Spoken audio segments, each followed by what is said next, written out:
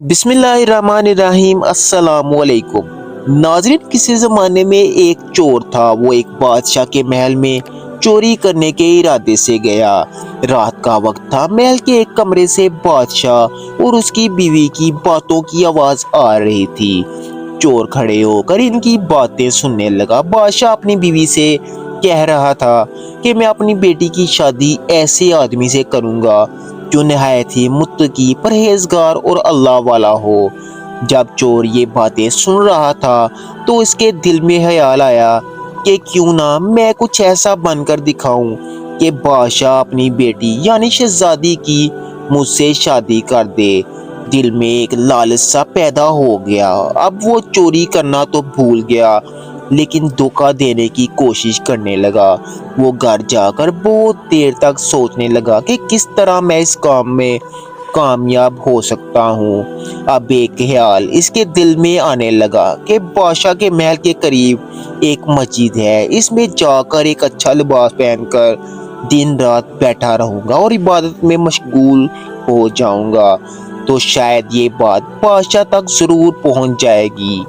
कोई ऐसा आदमी यहाँ पर आया है जो मुत्तकी और परहेजगार है और दिन रात अल्लाह की इबादत में लगा रहता है। हो सकता है इससे बादशाह की निगाह मेरे ऊपर पड़ जाए और मुझे शहजादी से शादी के लिए चुन लिया जाए। नाजरीन, ये इस चोर का निहायत ही हकीर और जलील होने वाला दुनियावी मकसद था, जिसके लिए इसने ये गलत सोच रखने वाला इरादा किया था। फिर इसने अपने ख्याल के मुताबिक एक ऐसा हुलिया डाल लिया और मस्जिद में जाकर बैठ गया। नमाजों पर नमाजें, जिक्र और तिलावत कुरान सब शुरू कर लिया। नाजरीन, दिन गुजरते रहे और लोगों में शोहरत हो गई कि अल्लाह का बहुत बड़ा वली यहाँ पर आ गया है जो दिन रात इबादत में रहता है। हत्ता कि ये बात बादशाह तक भी पहुंच गई कि यहाँ पर कोई अल्लाह का नेक बंदा आकर बैठा है जो जवान है और इबादत का शौकीन है। लहजा और अंदाज़े बयां भी बहुत ही मीठा है। जब बादशाह को ये सब मालूम पड़ा तो इसने अपने इरादे के बारे में गौर फिक्र करना शुरू कर दिया कि शहजादी के मुतालिक जो सोचा था इसके लिए इस आदमी को क्यों ना चुन लिया जाए। बादशाह ने इस सिलसिले में गुफ्तगू के लिए अपने वजीर को भेजा।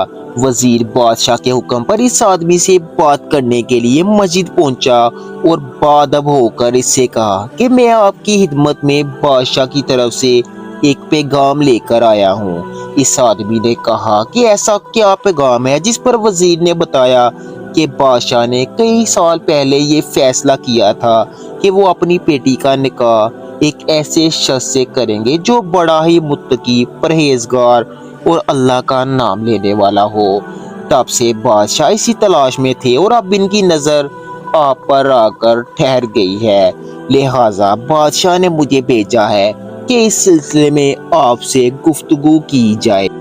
ये शख्स जो दरअसल इसी तमन्ना और आरजू को लिए यहाँ आकर बैठा था, बहुत देर तक वजीर की गुफ्तगू को सुनता रहा।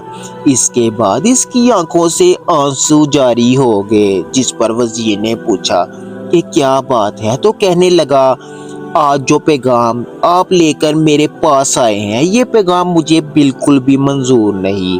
नाज़रीन, वजीर ने कहा, आखिर वजह क्या है? तो इस पर आदमी ने कहा, देखिए मैं साफ साफ सारी बात आपको बताता हूँ। मैं असल में एक चोर था और एक बार बादशाह के महल में चोरी के इरादे से गया था। फिर जो वक्त इस पर गुजरा सब वजीर को सुना दिया। इसके बाद चोर ने कहा कि मैंने ये हुलिया इसी वजह से बनाया था, लेकिन मैं यहाँ आकर बैठा तो मेरे खुदा ने मुझे खुद के लिए चुन लिया है। अब बस इसके बाद मुझे किसी चीज़ की ज़रूरत नहीं, मेरे लिए बस मेरा खुदा ही काफ़ी है।